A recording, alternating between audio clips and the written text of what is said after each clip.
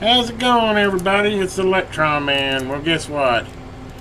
Today's watch day. We're going to do a little review on a watch. I think I'm going to start doing Watch Day Friday is what I'm going to call it. And I'm going to review a watch every Friday. Kind of get a rhythm going here because I kind of bounce around. And I thought, well, for one thing for sure, you know, my watch subscribers, I want to let them know that at least once a week I'm going to do some type of a coverage on a watch. But anyway, today we're gonna go old school. I've actually had this watch for, I would say, 10 years. That would probably be a pretty good guess. Tell you a few things about it. It's a Casio G-Shock. It's a HDG. I'll put the model number in the description of the video. I can't remember it offhand, or I would, but this is a really unique watch.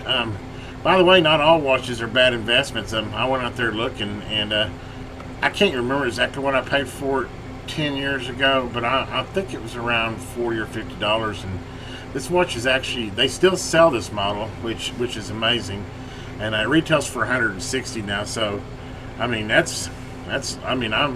retails even, you know, secondary is, let's say, $90, and so I made 100% profit on this watch. I think that's even better than Rolex's. Of course, it's all in proportion to what you initially invested. You know, think about it. If I'd invested $50,000 in this watch, it'd be worth $100,000 now. So not all watches go down in value is kind of my point to that. But anyway, this is a really cool watch. In fact, I got it out and I kind of forgot about it. And I think I'm going to sport it for a while because it's a great everyday run around watch. And like I said, this watch is 10 years old.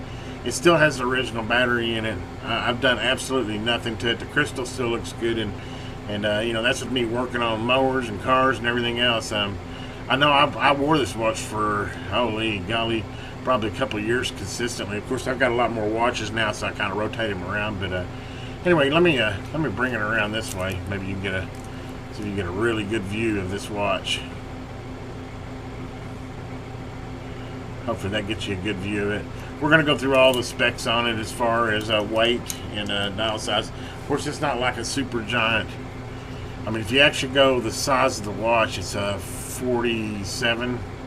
As far as from outside edge to outside edge, it's 47 millimeters. The actual screen, though, is looks like it's a 28 millimeter. But things that are cool about this watch, and like I said, I am going to go back to wearing it for a while. I forgot about this watch, and it really feels good on the wrist too. It's a pretty heavy watch. Go ahead and open it up here. We'll go through this. Since I gave you the size, might as well give you the weight. Let me go ahead and zero that out.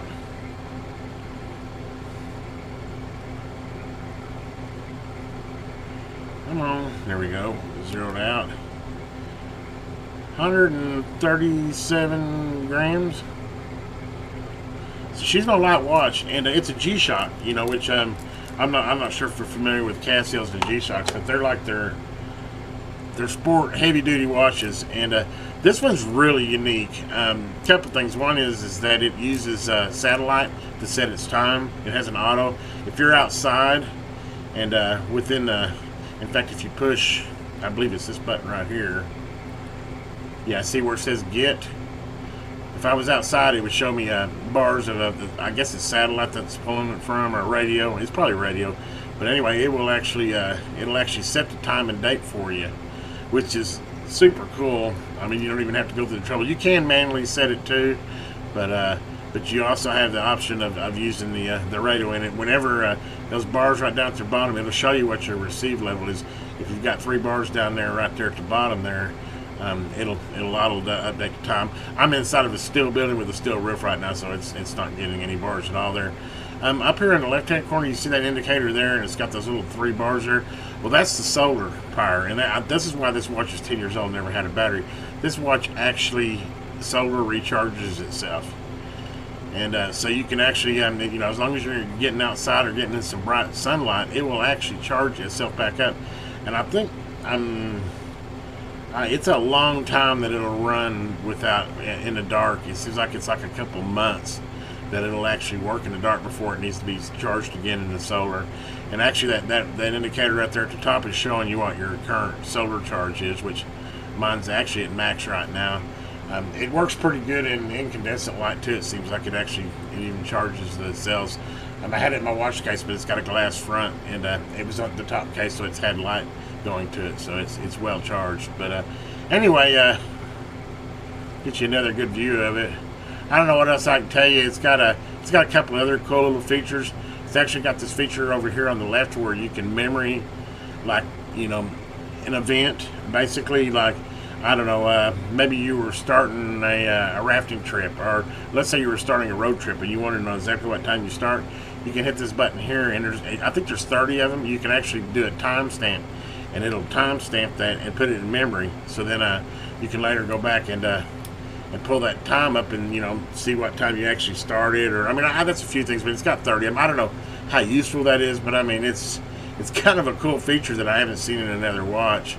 I mean, the two big major features in this, I would say, is that it's solar charged, and that it uses that, I can't remember the name of it, but it basically uses a radio wave to set its time and date and automatically.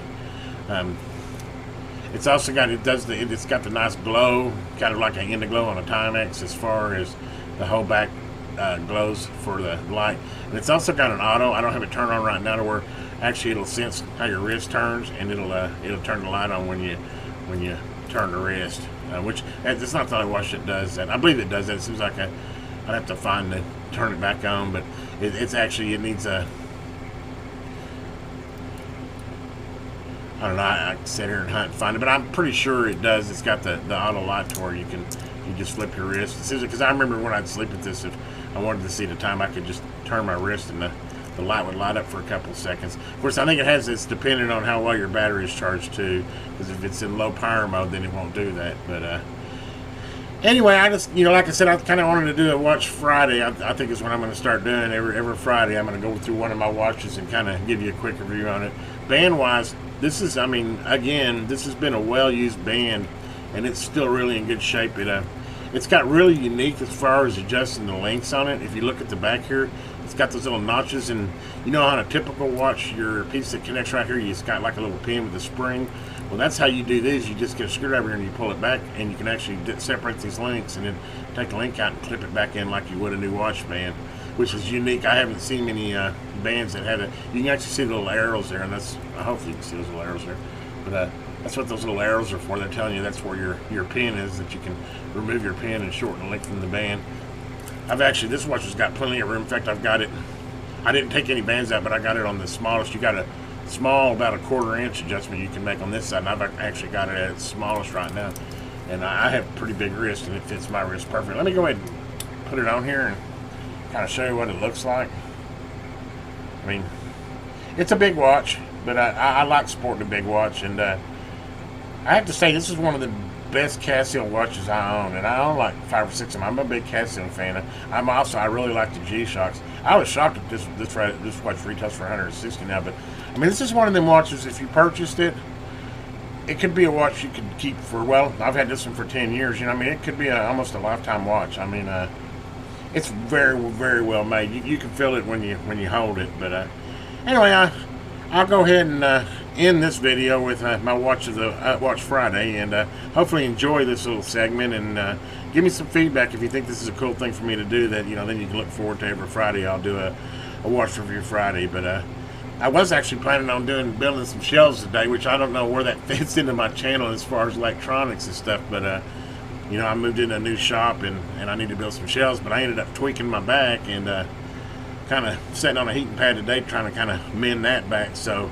I didn't want to get too active. I thought, well, I'll just go ahead and do a watch review today. But anyway, you guys have a great day out there. Please like and subscribe to the video.